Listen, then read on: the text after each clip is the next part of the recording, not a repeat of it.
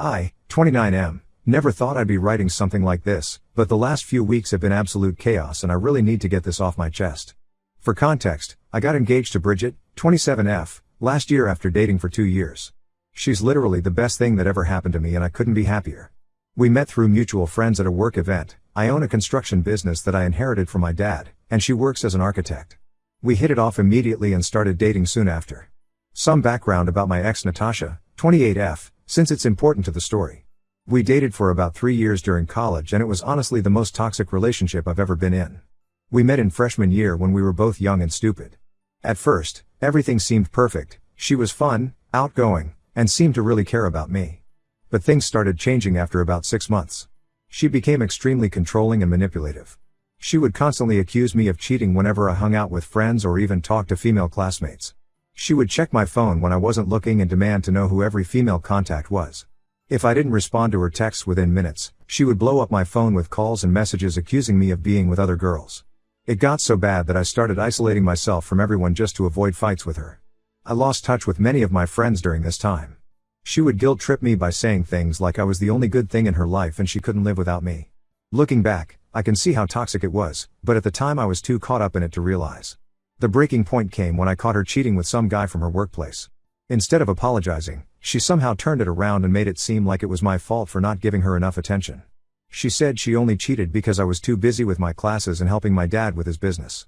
I finally gathered the courage to end things after that. But that wasn't the end of it. After we broke up, she kept trying to contact me for months. She would show up at my apartment unannounced at all hours, sometimes drunk and crying, sometimes angry and screaming. When I blocked her number, she started calling from different phones. She would wait outside my classes and try to talk to me. She even tried to get back with me by saying she would hurt herself if I didn't take her back. It only stopped when I threatened to get a restraining order. That was 5 years ago and I hadn't heard from her since then.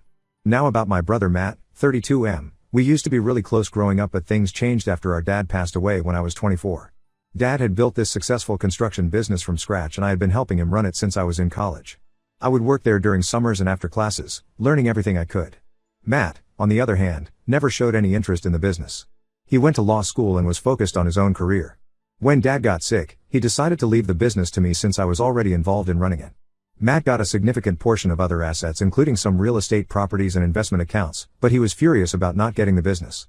He felt that as the older son, he should have gotten it automatically. He didn't care that I had been the one working there for years while he had never shown any interest. Our relationship has been strained ever since. We still maintain basic civility for our mom's sake, showing up at family events and being polite, but the closeness we had growing up was gone. He would make snide comments about how I only got the business because I was Dad's favorite, completely ignoring all the years I had put into learning and helping run it. Coming to the wedding day, Bridget and I decided to have a traditional church wedding this spring. Everything was going perfectly until we reached the speak now or forever hold your peace part. That's when Natasha burst into the church, looking completely disheveled like she had been crying. She was wearing this weird oversized dress that made her look pregnant. She started screaming that she was 4 months pregnant with my child and that I had been secretly meeting her behind Bridget's back. She even had printed screenshots of alleged conversations between us showing plans to meet up and discussing the pregnancy. I was completely shocked. I literally hadn't even seen her in 5 years, let alone gotten her pregnant. Bridget was stunned but she held it together remarkably well. My mom was crying, asking me if it was true. Bridget's parents looked horrified. They're very traditional people and this kind of scandal is their worst nightmare. The whole church was in chaos with people whispering and taking videos on their phones. Matt was sitting there with this weird smirk on his face which I didn't think much about at the time but now seems significant. Security eventually removed Natasha but the damage was done. We somehow managed to complete the ceremony since Bridget trusted me and knew I would never do something like this. But her parents were a different story. They kept giving me these disgusted looks throughout the reception and left early with barely a word to anyone. Several other guests left early too and I could hear them gossiping about the situation. I tried calling and texting Natasha after the wedding to confront her about why she would do something like this but she's not responding. I even went to her workplace but apparently she quit her job last month. Her old coworkers said she just stopped showing up one day. It's like she's completely disappeared. The whole thing has cast this huge shadow over what should have been the happiest day of our lives. Videos of the incident are circulating among family members and on social media. People who weren't even at the wedding are messaging me asking if it's true. Bridget says she believes me but I can see how much this is affecting her, especially with how her parents are reacting. I honestly don't know what to do now. Update 1. It's been about 2 weeks since the wedding incident and things have gotten significantly worse. I thought the situation couldn't get any more complicated, but I was wrong. Yesterday, Bridget came home from meeting her parents and she was completely devastated, crying harder than I've ever seen her cry before. Her parents had asked her to come over for lunch, saying they needed to discuss something important. When she got there, they ambushed her with what they called concrete evidence of my affair with Natasha. They had somehow gotten hold of more screenshots of alleged conversations between Natasha and me spanning the last 6 months. The messages showed detailed discussions about meeting up at hotels, talking about the pregnancy, and even making plans for after the baby was born.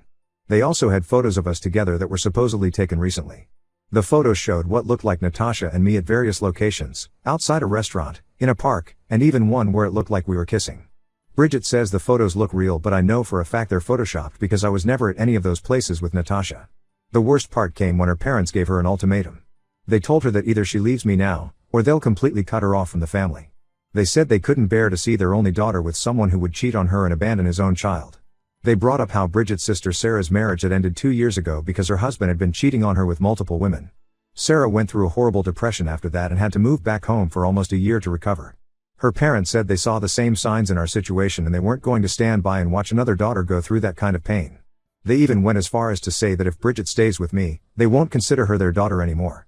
They won't attend any family events if she's there, won't speak to her, and won't have anything to do with any future children we might have. This is especially hard for Bridget because she's always been extremely close to her parents. She's their youngest daughter and has always been the good girl who did everything right. She lived at home through college to save money, always consulted them on major decisions, and even chose her career in architecture partly because her dad is in real estate development and they often work together on projects. Bridget keeps telling me she believes me and knows I would never do this to her, but I can see how much this situation is destroying her. She's barely sleeping. I hear her crying in the bathroom at night when she thinks I'm asleep.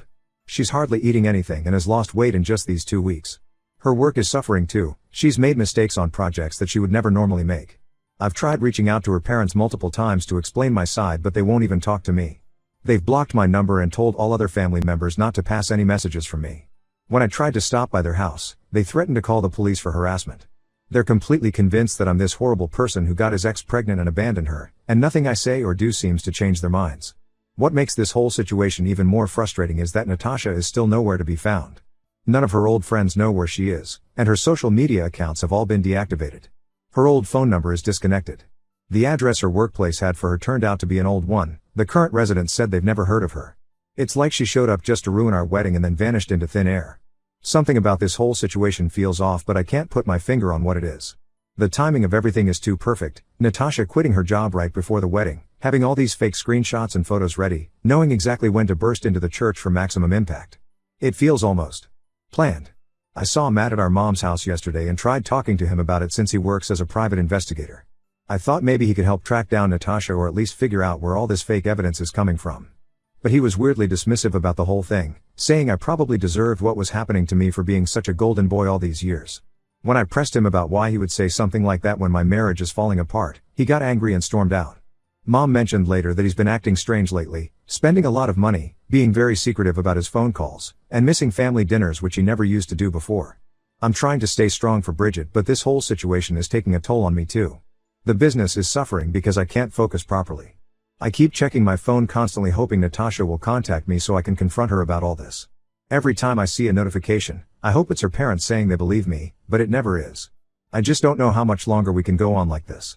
Update 2. Well, the truth finally came out and it's even worse than I imagined. Last week, I received an anonymous email with a video attachment.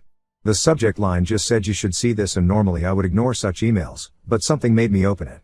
It was security camera footage from a coffee shop downtown, timestamped about a month before my wedding. The video clearly showed Matt meeting with Natasha. In the footage, they were sitting in a corner booth having what looked like a serious conversation. Matt seemed to be explaining something while Natasha nodded along. At one point, he pulled out an envelope and handed it to her. She looked inside, smiled, and then they shook hands. The whole thing looked like some kind of business deal. This got me really suspicious, so I hired a private investigator, not from Matt's firm obviously. I gave him all the information I had, including the coffee shop video. Within a few days, he uncovered something shocking. He found bank records showing that Matt had transferred $50,000 to Natasha in 3 separate payments over the month before the wedding. The first payment was made right after that coffee shop meeting. The investigator also discovered that Matt had hired a professional photo editor to create those fake screenshots and photoshopped pictures that Natasha had shown to Bridget's parents. The guy who did the editing came forward when the investigator contacted him, apparently feeling guilty about his part in it.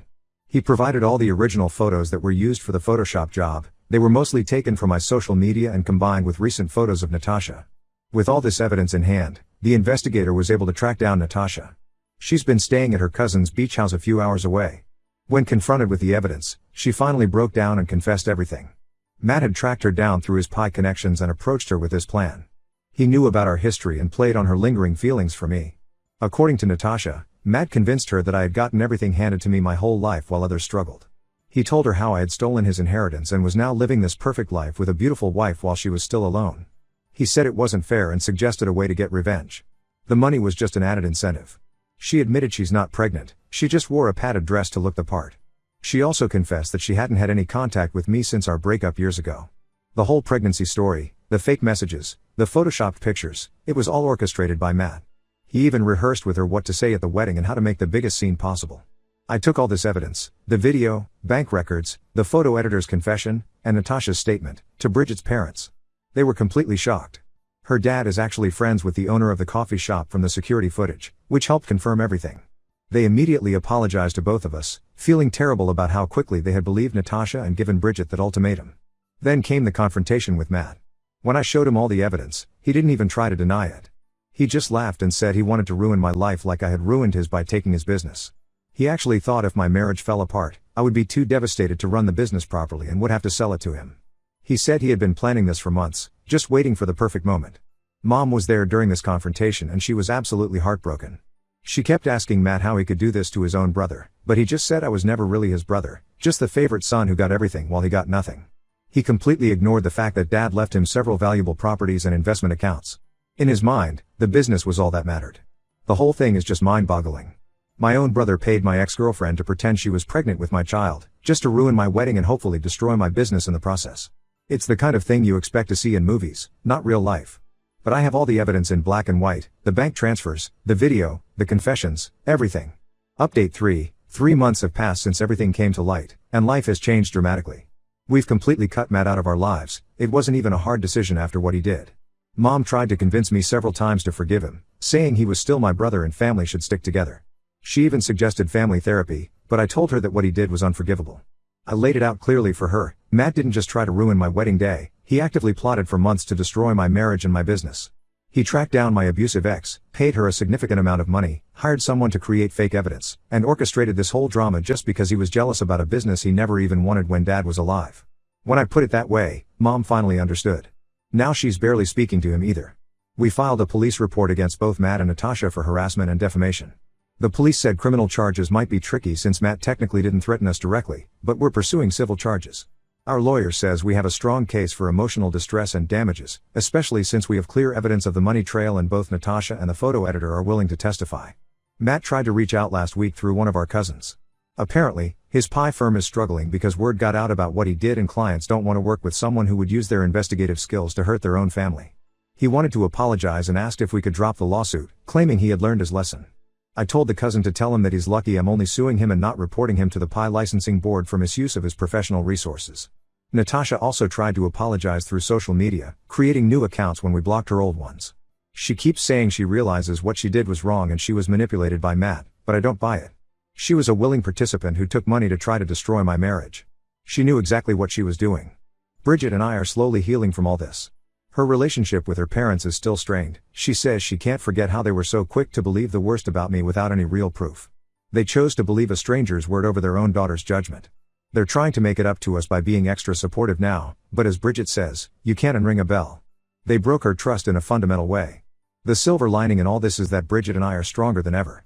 She stood by me even when her own parents were against us, and that means everything to me. She trusted her gut about me being innocent even when all that fake evidence was stacked against me. Not many people would have that kind of faith in their partner. We've gotten some really nice support from my employees too. When they heard the whole story, they were outraged on my behalf. Many of them had worked with Dad and me for years and knew how hard I had worked to learn the business. They've been extra dedicated these past months, helping keep everything running smoothly while I dealt with all this drama. We're focusing on our life together now and trying to put this whole nightmare behind us. We're planning to move to a new house in a different neighborhood, somewhere with better security this time. It's sad that we have to think about things like that, but after everything that happened, we're not taking any chances. Some wounds take time to heal, but at least now we know who we can really trust.